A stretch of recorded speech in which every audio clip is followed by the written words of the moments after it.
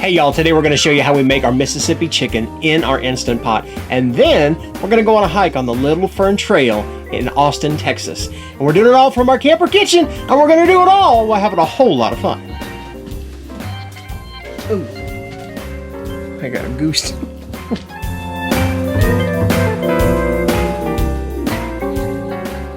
Hi, welcome back to another edition of Cooking Chris's Dishes with the good old boy, where we're cooking up dishes straight from recipes that Crock.com, and we are doing it from our camper kitchen down here in Dripping Springs, Texas, about a half hour west of Austin, Texas. Y'all know the spot? We know it well, because if y'all been following us in our little adventures. Right before Christmas, this is where we ended our trip before we headed back home for the holidays. Well, holidays are over, baby, and it's time to get back to work, so we thought we would come back and start over right where we left off. So we came back to Dripping Springs, and I'm playing open mics about every night. We're hiking during the day. We're looking at the landscape, and it is absolutely gorgeous down here. Texas, y'all do good work when it comes to your land.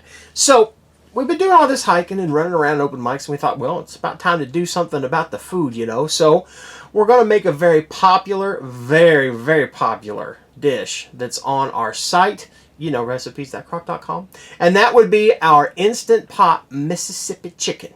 Now, I'm going to stop right there and just tell you, you want to do this recipe. This recipe will change your life. Well, it might change your menu, because if you haven't had it, you'll want it more often than not. And so I'm going to make it now. What you need are the following ingredients. You need, well, some chicken. And we are going to go straight frozen into the Instant Pot today. These are boneless, skinless chicken thighs. This would be 3 pounds. Not going to thaw it out because the boss told me not to. Because that's one of the advantages of the Instant Pot. We don't cook from frozen in the crock pot. Right. We know some people do, but we don't. But in the Instant Pot, there's no problem with getting the chicken up out of the danger zone quickly. Yep. So we're going to show you. No time at all. You'll see directions on the site to do it both ways. But today we need to get the chicken out of the freezer. And because the Colonel kicked the bucket. The Colonel was my chicken thawing bucket. When we got back home from our last little adventure down here in Texas, everything was frozen when we got home, including the water lines. If y'all saw that we had some issues with that. And I went and I grabbed the bucket. I think the Colonel had ice in it, so I tapped the Colonel.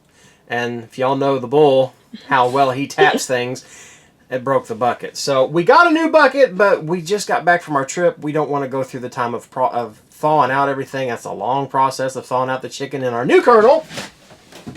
And if you'll notice, it's a sturdier Colonel. But we're not going to do that. So we pulled out our Instant Pot. It's going to take a lot less time to cook this. Not an 8-hour recipe. It's only going to be done in just a few minutes. And we're going to use frozen chicken thighs and get to town.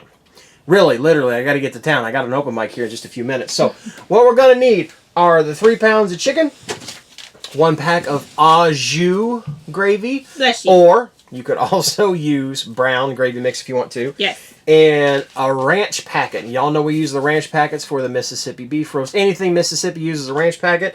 And we've kind of branched out on it, and we're going to use our creamy dill ranch, which is very good. It's a big deal around here. Right. You don't have to have dill ranch. I got it. You don't have to have dill ranch. We just do that. It could be the normal ranch. What is it? Chive and onions, another one. Mm-hmm. Something else that's going to give it some flavor. That's what we're doing. That's what that's going to do, is give it some flavor. And then also you want 1/2 cup of chicken broth. You want 1/2 cup of pepperoncini juice. And then you can either use the chopped, or we're just going to use the straight up pepperoncinis. You want 5, 6 of them, depending. If you kind of like the heat, 7 or 8. Doesn't matter. I eat them with mine. You don't have to. Right. Whatever you want to do. And then also a 1/2 stick of butter. And it starts out like this. In your Instant Pot. This is a very complicated recipe. Y'all pay attention. Chicken. Down in the Instant Pot. Make sure she fits. She does. And then I want to use my measuring cup. And I'm going to do a 1/2 cup. There she is. Where is she? Right. There it is. 1/2 cup of chicken broth. I'll put the lid on that here in a minute. 1/2 cup of pepperoncini juice. I gotta find out where there's my measurements right there. You can tell we made this recipe before because we're running out of pepperoncini juice. That, right over the top of the chicken. That is going to add your liquid in there. If you're cooking in an Instant Pot, you want to make sure to have liquid. There's your liquid right there, and it's also going to give a lot of flavor to it. Now, if you're afraid of the heat of pepperoncinis, like any of the little bit of heat, then you can use a full cup of chicken broth and skip the juice. Yep. You don't have to have it. And to me, it's not as much heat as it is. It gives a little bit of acidity, a little sourness to it. But frankly, I kind of like the heat as well. 3, 4. Get out of there, little pepperoncini. 5, 6. Now, we're using these kind of pepperoncinis. The stems, I could take the time and pull the stems off. I'll do that when we're done cooking it. I don't think we're going to mix this up tonight. If we were going to make the creamy Mississippi chicken, I would probably do that. But just make sure you pull the stems off. We're going I love old the school peppers. this time. We're just doing the normal thing right now. And if you want to make it creamy later, you can. All it is a brick of cream cheese. But we'll do that one in the future. And then you want your stick of butter. Half a stick of butter. Right on the top of the chicken. And then your ranch packet. Right over the top of the chicken. And your gravy. Guess where it's going? Right over the top of the chicken. Just like that. And then, make sure I put my lid on this, so just in case clumsy little me knocks something over. Take my lid and put on it. See, we did it right this time. Hear that noise? Now we're locked on. Make sure that we've got this where it's not vent, where it's sealing. It says sealing right there. We're doing it. Frozen chicken. 20 minutes for this recipe. 3 pounds under high pressure. 20 minutes for the frozen chicken. So we're going to see if we can do this without asking the boss how to do it, because I'm still learning how to use the Instant Pot. And while he's figuring that out, I'll tell you, if you are going to do this with thawed chicken, again boneless, then it would be 8 minutes. And you want to make sure, if you're using manual, to hit that manual button twice, or the poultry button twice, to turn off that burner. Hint, hint, wink, wink. Because we don't like the warmer to go. Got it. Manual button twice and it does it. 20 minutes on manual, high pressure, no warmer. Yep. Okay, we're good. We'll wait for it. It should say, wait for it, wait for it. There we go. She's on. She's cooking. This will raise up to pressure. It's going to hold it for 20 minutes, and then it'll come back down. And then we'll come back, vent off a little steam, and enjoy dinner. And it will happen while you guys are watching us on our hike on Little Fern Trail.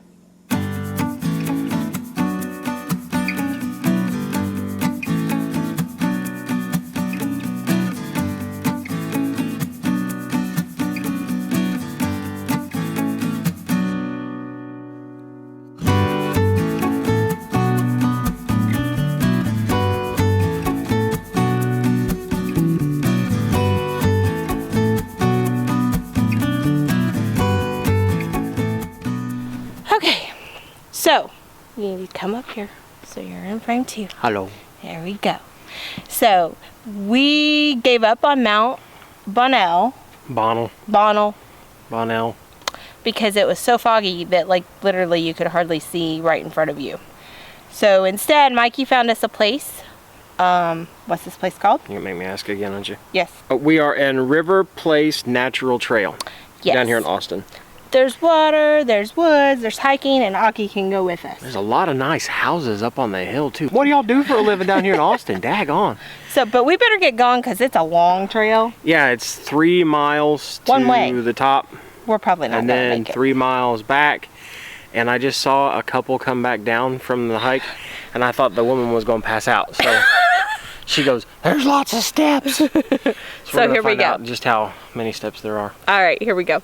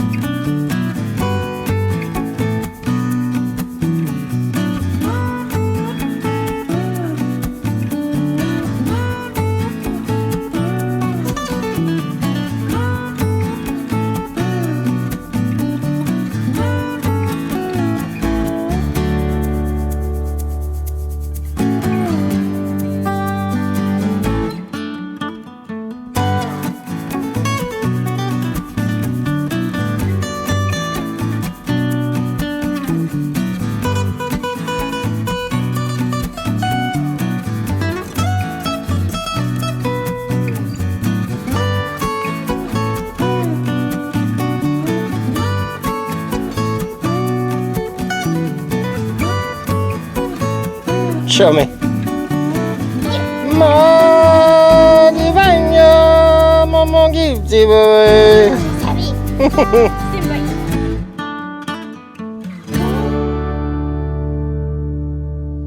Well, we made it to the end of Little Fern Trail.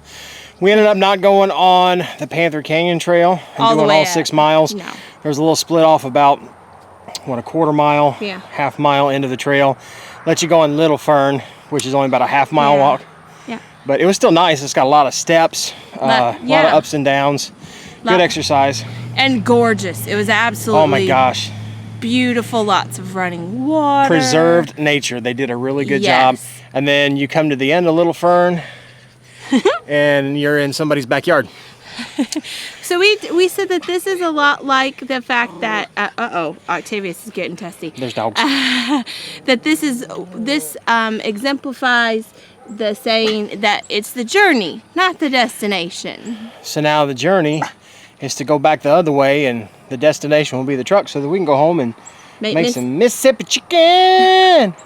We had an absolute blast down there on that trail. It was gorgeous. The houses down there, ridiculously huge. There's some people doing some pretty good jobs of doing something up there in that part of Texas, if you know what I mean. But we had a good time, and now our chicken is done. By the way, if you noticed, there was a thing called the Panther Trail that we did not go on. We decided to go on the shorter hike, which was the Little Fern Trail, because of the Little Fern Creek that goes by it. My dog's over there walking around. I think he smells the chicken. Yeah. But Panther Trail got its name because in the 1940s, there was a slew of like goats and sheep that were being killed, and nobody knew why. So they formed themselves a posse, and they went trailing up in the mountains up in there. You didn't tell me all this, or I may not have. You could have read it on the site. Don't worry, because they formed a posse and they killed the panther that was killing all the goats and the sheep and stuff. So you were safe. Okay. You didn't read the book, but you were safe about it. So now we are going to do a quick release. You're going to see a lot of psh happen right about now.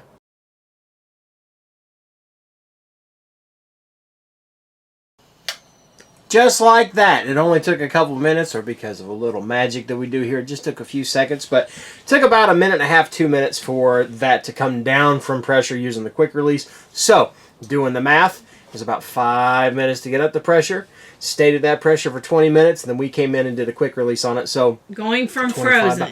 About 27 minutes total after you put everything in. You put that in, it takes no more than 2 minutes. So in less than 30 minutes, you're going to have from frozen dinner. My wife wants you to know that this is from frozen. I'm just saying, that's miraculous. That is from frozen. Oh my gosh, it smells so good. Can you see without me dumping this? Well, get it plated. Yeah. And then we might stir it up a little bit. Is it tender? Oh, it's falling apart. From frozen. From frozen. By the way, this is from frozen. It's kind of like today. We went from freezing to all thawed out. We did. Oh, check that out right there, y'all. That's going to be hot. I'm going to be smart about this, and I'm going to use another fork to pull that off. And then, while I'm here, I'll get me a pepper to go with it. Now, don't forget to pull the stem off. Stems don't taste that good. You're anti-stem. I am anti-stem, but I am pro-chicken. But this falls apart. Well, chicken don't got stems. And look, it's not frozen in the middle. That's awesome. Even though we cooked it from frozen. I know, we should really let it go. But it falls apart. Perfect. And now give it a taste. Does it taste the same? Right here. I am going to get me... My dog is going crazy. He's like, I smell it. I want some of this too. Get me a little bit of that pepper right there. Definitely going to blow on it because it is hot. It is not frozen.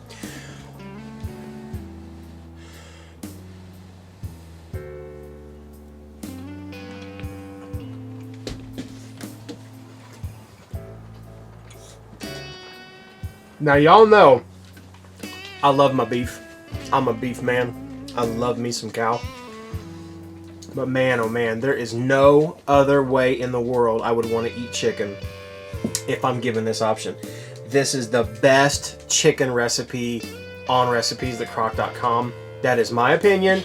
Y'all might say something different. I don't know, but you're wrong. Because this is the best chicken ever. You get the sour from those pepperoncinis. I put what, 6, maybe 7, I think, pepperoncinis in there, plus a half a cup of the juice. And I'm not even really getting any heat at all. So I could have done 7 or 8, maybe 9 pepperoncinis. I don't mind the heat whatsoever. But you get that sour, pickly flavor from those pepperoncinis. You mix that with the butter and the 2 seasoning packets of the ranch packet, as well as the gravy packet, and then you put that butter in there with it.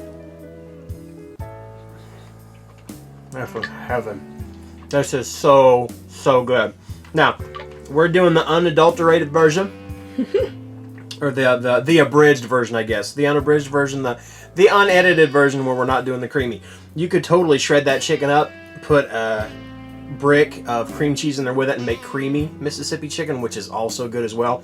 Especially if you add more heat to it, because that cream cheese will kind of cut that heat a little bit. I don't care what you do. I seriously don't care. I'm having it this way. And I'm going to like it because it is that good. It's just tender. 2 different dishes is what it boils down to. Oh, yeah. This is the best. Until you have the creamy, and then you go, the creamy's the best. It's not like run your fingers through it tender. Mm-hmm. But it's not chewy. It's not chewy like you're chewing shoe leather. Right. It's chewy like... It's one of the reasons you enjoy a piece of chicken. We like to use chicken thighs for this. Yes. What do you think chicken breast would do with something like this? Just for an opinion, because you're going to do it. You probably cook it for less time, is my guess. And a chicken breast is just easier to dry out, so you got to be careful that you don't dry it out. And as long as you don't dry it out, it'll be good. I personally prefer the chicken tenders, which are made of breast meat. More than the actual whole breast, but I know some people like that too. So you just gotta, it'll probably be less time, is my guess. I didn't really hear a word you said. I just wanted you to monologue so I could you don't care. No, because you know why? Because this is the best thing as far as chicken goes on RTC. Alright, it's time for you to wrap it up. It's time for me to wrap it up so I can eat more chicken. If you like what you saw here, give us a thumbs up on this video. Also, if you have not become a member of the Crock Posse, I mean, where else can you go and watch a guy talk with food in his mouth and be this adorable?